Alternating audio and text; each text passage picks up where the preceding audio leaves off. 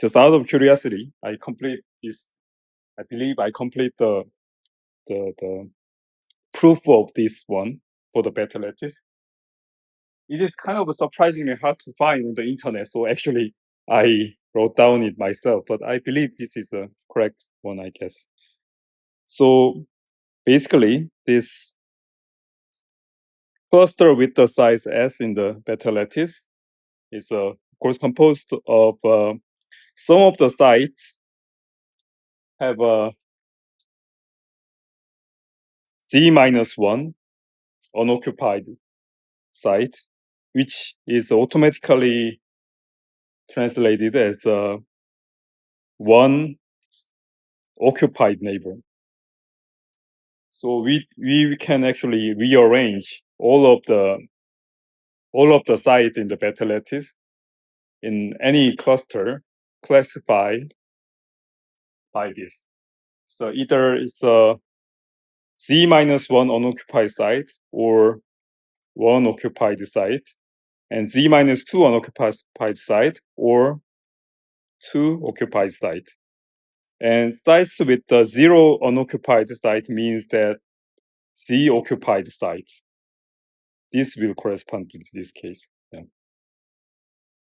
And so we can rearrange or classify the entire set of the sites in the cluster in the Bethe lattice, the connected components or cluster, arranging this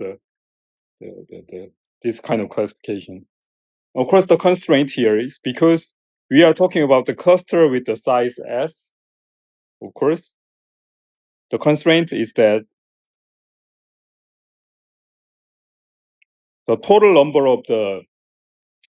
of any of the sites here should be identical to the total number of or the size of this cluster. So the total number here, the sum of these all the number here should be 4, and here it should be 4 as well, because the size here are 4, this one or this one. So yeah, the problem is now calculating all the unoccupied neighboring sites, which would correspond to the perimeter of this the cluster. So just by summing up all of these, then should be T. So it's a summation of this from 1 to Z. Of course, there can be some zero sites with some property, but that will not contribute to any of this the summation term, so it doesn't really matter. And because this is a linear, you can just split this summation by just summing up this. So this is actually GS1 minus NSN. And the first term is just the constant times the summation of this. And this summation of this S sub n should be as the total site, total number of sites in the cluster. So it's a Z times S. And the second part is this one. And so this one is the interesting part. This kind of argument is important in the theoretical natural science as well. So that's why I'm spending some time here to discuss this. So here, the term n times Sn represents the total number of occupied neighboring sites of the site. Because for each of these cases, S sub n represent the site with Z minus n unoccupied site, means that it is connected to the n occupied site. So if the meaning of summing up all of these quantity means that, so this will make our discussion easier. So for this case, for this site, it has 2 unoccupied sites and 1 occupied site. It's a +1 here. And for this case, we have 1 unoccupied site and 2 occupied sites. So it's a +2 here. And so if we follow this correctly, for this 1 occupied site, for this 2 occupied site, here 2 occupied site, here 1 occupied site. So some of these are, of course, 6. And that is exactly the same as the number of directed arrow from 1, 1, 2, 1, 2, and 1.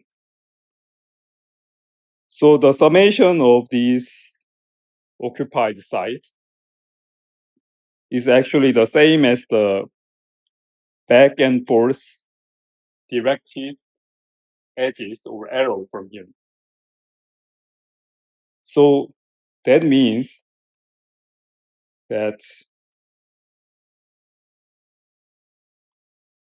this summation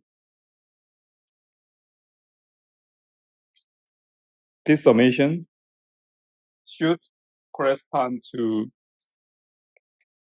the total number of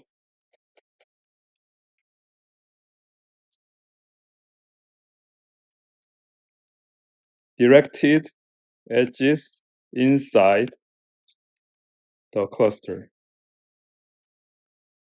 But the reason why I put this one as almost identical to the total number of bonds, yeah, I should have used the word bonds, not edges, because this is the population terminology.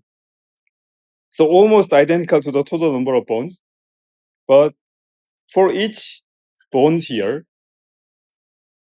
for once from here to here, once from here to here.